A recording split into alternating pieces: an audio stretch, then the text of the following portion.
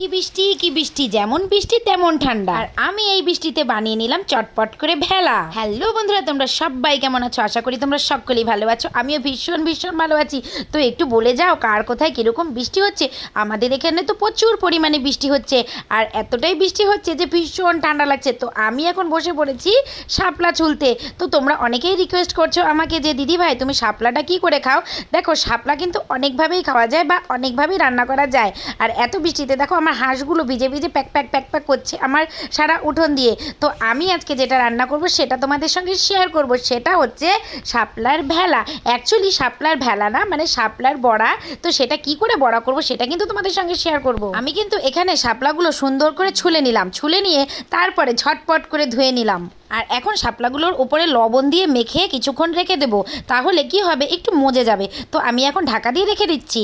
তারপরে দেখো নিয়ে নিলাম হচ্ছে এখানে চাল আর এখানে হচ্ছে লঙ্কা, সব কটা মিলে মিক্সিতে মিক্সড করে নেব। দেখো কি সুন্দর পেস্ট করা হয়ে গেল ঝটপট করে। তো এখন আমি এখানে থালার মধ্যে ঢেলে নিচ্ছি। দেখো এখানে কি সুন্দর পেস্টটা আমি থালার মধ্যে ঢেলে নিলাম। তারপরে আমি বাটির মধ্যে যেগুলো লেগে আছে সেগুলো সব আমি কিন্তু চেঁচে কুচে নিয়ে নিলাম। তারপরে নিয়ে নিলাম ঝাড়ুর কাঠি, ঝাড়ুর কাঠিগুলোকে আমি ছোট ছোট করে ভেঙে নিলাম। এখানে দেখো শাপলাটা কিন্তু একদম মজে গেছে।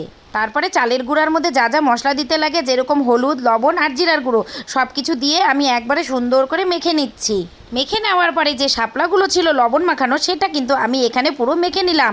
তারপরে দেখো কি সুন্দর লাগছে দেখতে। বৃষ্টির দিনে ঘরে বসে মচমচা বড়া খেতে কাদের না ভালো লাগে বলো তো বন্ধুরা। আমি এখন সুন্দর করে গ্যাসটা ধরিয়ে নিলাম, গ্যাসটা ধরিয়ে নিয়ে আঁচটা কমিয়ে দিলাম।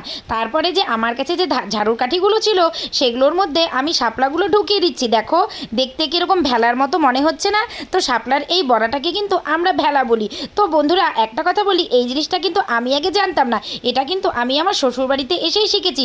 তো আমি এখানে দিয়ে দিলাম হচ্ছে তেল। তেলটা যেই না গরম হয়ে যাবে আমি এক এক করে দিয়ে দেবো ভেলা। যেহেতু বলা হয় ভেলা ভাজা, তার জন্য শাপলার বড়াটা আলাদা হয়, আর একই শাপলার জিনিস দিয়ে তাই ভাজা হচ্ছে ভেলার মতো, তাই এটাকে বলা হয় যে ভেলা ভাজা। একই জিনিসকে কিন্তু আমরা অনেকভাবেই রান্না করতে পারি, তাই না বলো বন্ধুরা? তো তোমরা শুধু দেখছো কেন, চটপট করে বাড়িতে বানিয়ে নাও। যাদের পুকুরে শাপলা আছে তোলো, আর তুলে ঝটপট করে বানিয়ে নাও এরকমভাবে ভেলা ভাজা বা ভেলার বড়া বা শাপলার বড়া। আহা হা হা, আমার তো দেখে ভীষণ লোভ লাগছে। আর এত সুন্দর গন্ধ, কখন খাবো, কখন মচমচা হবে জানো তো। এইভাবে না খেতে কিন্তু ভীষণ ভালো লাগে। আর তোমরা কিন্তু এরকমভাবে ভেজে তোমরা কিন্তু বাড়িতে সস বা চাট মশলা দিয়েও খেতে পারো। আমার মেয়েরা স্কুল থেকে চটপট করে চলে আসবে এক্ষুনি, তার জন্য আমি ঝটপট করে ভাজা করে নিচ্ছি। কারণ ওরা এসেই বলবে যে মা তুমি কি রান্না করছো, তার জন্য আজকে ওদের জন্য এটা স্পেশাল আমি বানালাম। দেখো কি সুন্দর ভাজা হয়ে গেছে, একদম লাল লাল।